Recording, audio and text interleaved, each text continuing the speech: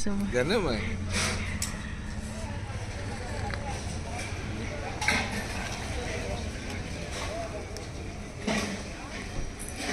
মুকু কৰি দিয়াচোন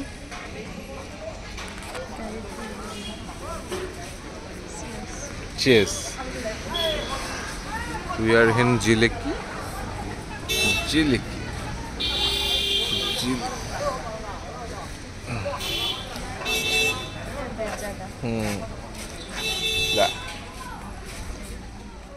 hello' everyone, কি খবৰ আপোনালোকৰ? আশা কৰোঁ আপোনালোক সকলোৱে ভালে কুশলে আছে। ময়ো আছোঁ ভগৱানৰ আশীৰ্বাদত ভালে কুশলে। বহুদিন ভিডিঅ' দিব পৰা নাছিলোঁ, একেবাৰে কৰ্মব্যস্ততা আৰু লং ভিডিঅ' বনাওঁতে বহুত টাইম গুচি যায়, তো সেইটো কাৰণে শ্বুটো কৰা নহয় আৰু আপোনাৰ ভিডিঅ' একো আপলোড কৰা নহয়। এতিয়া মানে গৈ আছোঁ মোৰ মাৰ ঘৰলৈ। আমাৰ ঘৰৰ কাষতে মানে একেবাৰে কাষতেই আমাৰ দৌল উৎসৱ পালন কৰা হয়। সৰুৰ পৰা ডাঙৰ হৈছোঁ এই দৌল উৎসৱখন দেখিয়ে, আৰু আমাৰ এই দৌল উৎসৱখন একেবাৰে প্ৰধান উৎসৱ, আৰু এই দৌলত নাহিলে একেবাৰে যেন আধৰুৱা হৈ থাকে আমাৰ। এওঁলোকে এইবাৰ দৌল উৎসৱৰ গোসাঁই উলিয়াইছে। ৰাস্তাতে যাওঁতে অকণমান কেপচাৰ কৰি ল'লোঁ। ইতিমধ্যে গোসাঁই ওলাই গৈছিলে। এয়া যে দেখিছে, এয়া মানে গোসাঁই ওলোৱাৰ আগতে যি ঘৰে গোসাঁই ওলাব তেওঁলোকৰ ঘৰৰ পৰা এনেকৈ মানে বেণ্ড বাজা বাৰাত বুলি যিটো কয় আৰু তেনেকৈ ভগৱান শ্ৰীকৃষ্ণক তেওঁলোকৰ ঘৰৰ পৰা আদৰি অনা হয়। আৰু মান্যতা অনুসৰি ভগৱান শ্ৰীকৃষ্ণ আৰু ঘুনুচাৰ আজি বিয়া, মানে যিদিনাখনে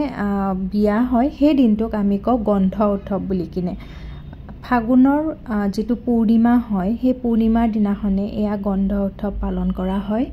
আৰু এতিয়া শ্ৰীকৃষ্ণ যাব ঘুনুচাৰ ওচৰলৈ বিয়া পাতিবলৈ। আৰু আপোনালোকে চাওকচোন এই ভাইবটোৱে কিবা এটা বেলেগ ধৰণৰ সুকীয়া।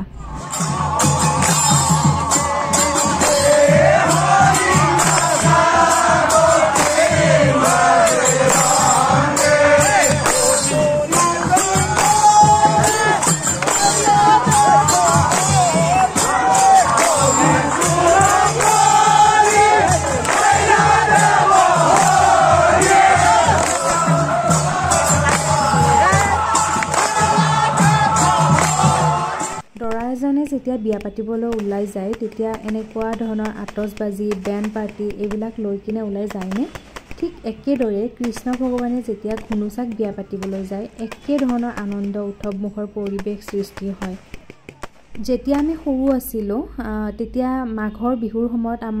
যেতিয়া মাঘৰ বিহুটো শেষ হৈ যায় তেতিয়া মানে আমাৰ একেবাৰে মনটো বেয়া লাগিবলৈ আৰম্ভ কৰে। যিহেতু মাঘৰ বিহুত বহুত আমি উৎপাত কৰোঁ, বহুত বেছি মানে এনজয় কৰিছিলোঁ। তাৰপিছতে মানে মনত এটা কথাই ভাল লগায়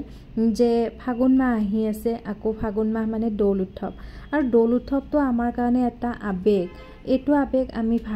কোনো ধৰণৰ ভাষাৰে প্ৰকাশ কৰিব নোৱাৰোঁ। আৰু আমি একেবাৰে দৌল উৎসৱটো কেনেকৈ চেলিব্ৰেট কৰোঁ সেইখিনি মানে শব্দৰে একো ধৰণৰ প্ৰকাশ কৰিব নোৱাৰিম। এইবোৰ যে দেখিছে আতচবাজিবোৰ, সৰুতেও আছিলে কিন্তু ইমান ধৰণৰ আটক ধুনীয়া কৰা নাছিলে। কিন্তু এতিয়া দিন বাগৰিছে মানে আমাৰ দৌল উৎসৱখনো অকণমান আধুনিক হৈ উঠিছে। ভাল লাগিছে নিজৰ জাগাৰ উন্নতি দেখা পায়। আগতে টুপত ধ্বনি দিয়ে, এতিয়াও দিয়ে, সেইবিলাক বস্তু এতিয়াও কৰে, কিন্তু আজিকালি এয়া ফটকা এইবোৰ অকণমান বেছিকৈ ফুটোৱা হ'ল। আৰু এতিয়া মেইন কথাটো হ'ল কৃষ্ণ আৰু ঘুনুচাৰ বিয়া হ'ব। আপোনালোকক এইখিনি মই দেখাই আছোঁ যাতে আপোনালোকেও মানে চাব পাৰে আমাৰ কালচাৰটো কেনেকুৱা হয়, আমাৰ জাগাত কেনেকুৱাকৈ এইটো উদযাপন কৰে। আৰু এইবোৰ যে মানুহ গোট খাইছে কৃষ্ণ আৰু ঘুনুচাৰ বিয়া চাবৰ কাৰণে একেবাৰে গোট খাইছে। আৰু সেয়া যে যিটো ঘৰ বনাইছে তাত হ'ব কৃষ্ণ আৰু ঘুনুচাৰ বিয়া। আপোনালোকে চাওকচোন, ভগৱান শ্ৰীকৃষ্ণ আৰু ঘুনুচাৰ বিয়াখন ধুনীয়াকৈ অনুষ্ঠিত হৈ গ'ল। এতিয়া আহিল হোলিকা দাহ প্ৰথা। এই যে দেখিছে কলপাতৰ মণ্ডপটো, এইখিনিতে হোলিকা দাহ প্ৰথাৰ অনুষ্ঠানটো ধুনীয়াকৈ পালন কৰা হ'ব। কলপাতত এইখিনি জুই লগাই দিয়া হ'ব আৰু এই নিয়ম অনুসৰি এইটোকে এনেকৈ আমাৰ হোলিকা দাহ প্ৰথা বুলি জনা হয়। কিছুমান নিয়ম, কিছুমান নীতি এইবিলাক ইমান বহুত বেছি ভালদৰে নাজানো যিমান ভালদৰে আমাৰ দেউতাহঁতে জানে। ভাবিছিলোঁ দেউতাৰ লগত ধুনীয়াকৈ ভিডিঅ' এটা বনাম, কিন্তু দেউতা আছিলে এইবাৰ দৌলৰ সভাপতি। তো দেউতাক পোৱাই টান হৈ গ'ল আৰু একো মানে ভিডিঅ' বনাব নোৱাৰিলোঁ, দেউতাৰ পৰা জানিবও নোৱাৰিলোঁ একো কথাই। সৰুতে জানিছিলোঁ কিবা কিবি কথা একেবাৰে এতিয়া মাইণ্ডৰ পৰা গুচি গৈছে যিমানখিনি মই জানো সিমানখিনি মই আপোনালোকৰ ওচৰত দেখাব গৈছোঁ ইয়াতে কিবা ভুল হ'ব পাৰে গতিকে তাৰ কাৰণে মোক যেন মাফ কৰি দিয়ে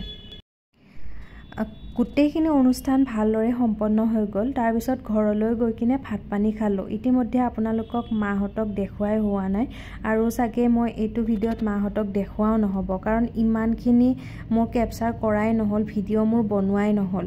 আৰু এতিয়া আহিছোঁ আমাৰ ওচৰৰে গাঁও এখনত সেইখন গাঁও হৈছে বৰখালা গাঁও আৰু ইয়াতে লক্ষ্মীনাৰায়ণ যজ্ঞ অনুষ্ঠিত হয় প্ৰত্যেক বছৰে আৰু ইয়াতে লক্ষ্মীনাৰায়ণ যজ্ঞৰ এইবাৰ আছিলে শতবাৰ্ষিকী তো সেইটো কাৰণে আমিও আহি গ'লো ইয়াতে ফাংচন হৈ আছিলে দীক্ষুক মাতিছিলে যিহেতু ঘৰ আহিছোঁৱে দেৰি হৈছে মাহঁতক কৈ মেলি আহিলোঁ যে আমি অকণমান ফাংচন চাই আহোঁ বুলি কিনে ইতিমধ্যে টাইম হৈছিলে 1:30 বজাত বৌৰ ছোৱালী দুজনী হাজবেণ্ড মই ভাইটি বৰমাহঁতৰ ল'ৰা গোটেই কেইজন মিলি কিনে আমি আহি গ'লোঁ এয়া ফাংচন চাবৰ কাৰণে চাওকচোন কিমান মানুহ বাপৰে বাপ মানুহে মানুহ আমি থিয় হৈয়ে চালোঁ 5টামান গান চালোঁ তাতকৈ বেছি নাচালোঁ যিহেতু ৰাতিপুৱা উঠিবই লাগিব অহাকালি ভৰদৌল আপোনালোকক ভৰদৌল দেখাই আছোঁ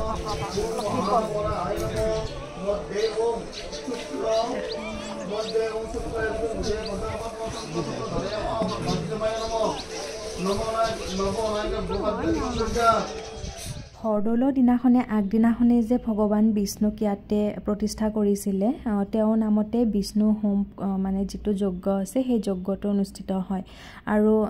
ইয়াৰ কাৰণে আমাৰ গোটেই গাঁৱৰ মানুহখিনিয়ে শৰাই আগবঢ়ায় প্ৰত্যেকে প্ৰত্যেকৰ ঘৰৰ পৰা শৰাইবোৰ লৈ আহে তাৰপিছতে এয়া আৰম্ভ হয় নাম প্ৰসংগ আয়তীসকলৰ নামৰ পিছতে এই আমাৰ যিখিনি গাঁৱৰ পুৰুষসকল আছে তেওঁলোকে নাম ধৰে ইমান ভাল লগা পৰিৱেশৰ সৃষ্টি হয় আৰু নাম বুলি ক'লে মোৰ কিবা এটা বহুত বেছি ভাল লাগে মই নামত মানে ঘণ্টাৰ পিছত ঘণ্টা ধৰি বহি থাকিব পাৰিম কি ঘোষা নাম কি সংকীৰ্তন কি দিহা নাম সকলো নাম শুনি মোৰ ভাল লাগে বিশেষকৈ মই ঘোষা নাম শুনি বহুত বেছি ভাল পাওঁ আৰু এয়া আমাৰ খুৰাসকলে বৰদেউতাসকলে মিলি কিনে ঘোষা নাম ধৰিছে আচলতে কি হয় যিটো দৌল উৎসৱ হয় আমাৰ সেই দৌল উৎসৱটোক আমি এক প্ৰকাৰে ৰিউনিয়ন বুলিও ক'ব পাৰোঁ গাঁৱৰে যিখিনি জীয়ৰী আছে যিখিনি বোৱাৰী আছে কিমান বছৰ মানে কিমান আগতে বিয়া হোৱা জীয়ৰী বোৱাৰীসকল মানে যিবিলাক আমাৰ জীয়ৰীবিলাক আছে সেইবিলাকে বাহিৰত থাকে সেইবিলাক সকলোবোৰ দৌল উৎসৱখনত আহে মানে যেতিয়ালৈকে পাৰে তেতিয়ালৈকে তেওঁলোক আহিয়ে থাকে কেতিয়াবা কাৰোবাৰ হঠাতে কিবা প্ৰব্লেম হোৱাটো স্বাভাৱিক যেনেকৈ যোৱা বছৰ মই আহিব পৰা নাছিলোঁ গতিকে এই বছৰ মই আহিছোঁ তেনেকৈ প্ৰত্যেকে আহে আৰু ইয়াতে মানে যেতিয়া অহা যায় ন এইটোৱে সিটোক মাতোতে এনেকৈ টাইমখিনি গুচি যায় আৰু এটা দিন যেন আমাৰ কাৰণে যথেষ্ট নহয় তেনেকুৱা এটা অনুভৱ হয় আৰু খুবেই বেছি ভাল লাগে কিমান যে আগৰ মানুহবোৰ লগ পাওঁ আৰু সকলোৰে ইমান মৰম সকলোৰে প্ৰতি একেবাৰে মৰমবোৰ দেখি বহুত বেছিয়ে ভাল লাগে দেউতাক দেখিছেনে দেউতাক এতিয়া মই দেখা নাই কাৰণ তেওঁ একেবাৰে ব্যস্ত অইন বছৰ হ'লে তেওঁ মানে ইয়াতে এনেকৈ নাম গাই থাকে কিন্তু এই বছৰ তেওঁ একেবাৰে বেলেগ এটা বাবত আছে গতিকে তেওঁ ব্যস্ত হৈ আছে আৰু এয়া নাম প্ৰসংগ চলি আছে অকণমান নাম প্ৰসংগ আপোনালোকেও শুনকচোন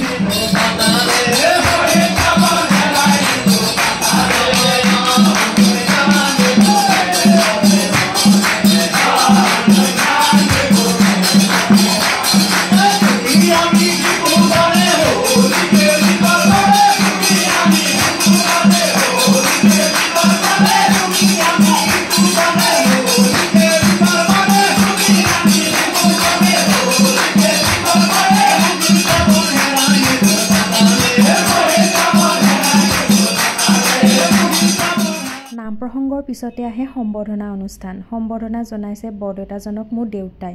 বৰদেউতাজনক সম্বৰ্ধনা জনোৱাৰ কাৰণ এইটোৱে যে বৰদেউতাজনৰ 4জন পুত্ৰ বৰ্তমান তেওঁলোকে আমাৰ যিটো দৌল প্ৰাংগণত থকা এটা মন্দিৰ তেওঁলোকৰ 4জন পুত্ৰ মিলিয়ে দৌল মন্দিৰটো বনাই দিছে কিমান যে এটা ভাল লগা মানে এটা মুহূৰ্ত বৰদেউতাজনৰ কাৰণে বৰদেউতাৰ চকুৰে একেবাৰে চকু পানী ওলাই গৈছিলে লগতে আমাৰ ওলাই গৈছিলে ইমোচনেল হৈ গৈছিলোঁ একেবাৰে কাৰণ ইমান তেওঁ মানে ল'ৰাকেইজনক মানে সুদক্ষ বনাইছে যে গাঁও এখনৰ এটা মন্দিৰ বনাবৰ কাৰণে তেওঁলোকে মানে পাৰিছে তাতকৈ বেছি ডাঙৰ কথা তেওঁৰ কাৰণে হয়তো এইটো জীৱনত একোৱে হ'ব নোৱাৰে কিমান যে আবেগিক মুহূৰ্ত এইবিলাক সেইকাৰণে বৰদেউতাগৰাকীক সম্বৰ্ধনা জনাইছে তেওঁ 4 পুত্ৰৰ হয় যিহেতু তেওঁ জন্ম দিছে তেওঁৰ মা নাই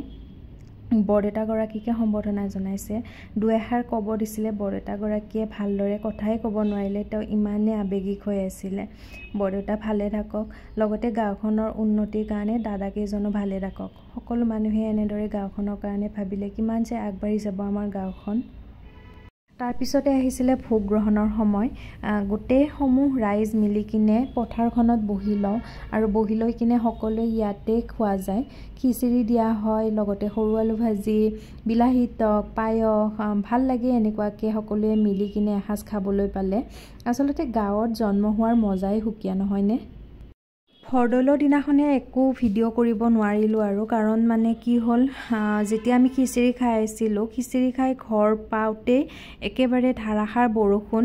গধূলিলৈকে মানে বহুত অনুষ্ঠান আছিলে এখন আছিলে জি জোৱাই সন্মিলন বুলি কিনে সেইবোৰ একো অনুষ্ঠান মানে হ'বলৈ নাপালে বৰষুণটোৰ কাৰণে